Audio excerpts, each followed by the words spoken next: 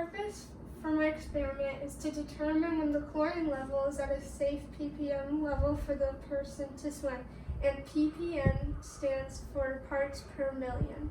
My question is, how does the temperature of the water affect the evaporation rate of calcium hydrochloride, which is also known for chlorine?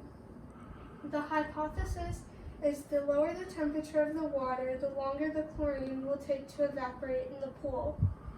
The dependent variable was the temperature of the water, the amount of water in the pool, the amount of chlorine that was already in the pool, how much chlorine was added to the pool, amount of UV light, and instrument used to measure the chlorine.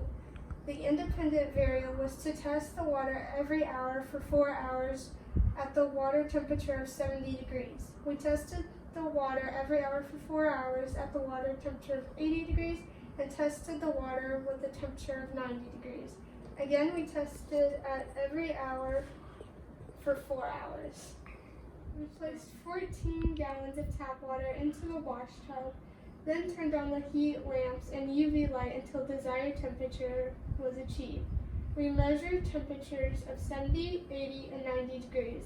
Once desired temperature was achieved, we adjusted the heat lamps in order for the same temperature to be maintained with a plus minus of 1 degree for at least 30 minutes.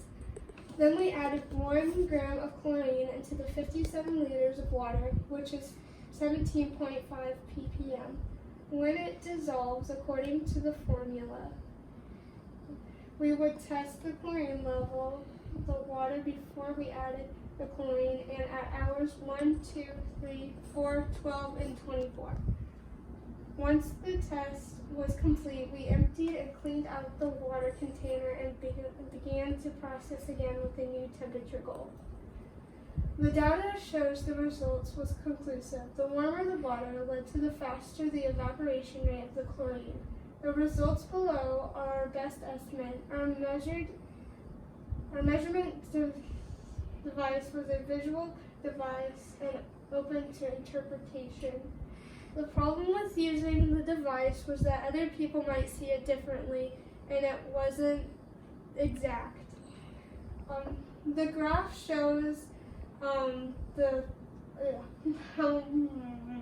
rate that we did it each time at 70, 80, and 90 degrees. At 90 degrees, it dropped down faster. Our conclusion is water with a higher temperature has a higher evaporation rate.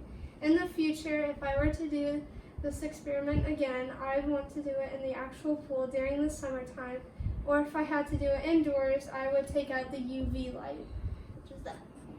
Thank you.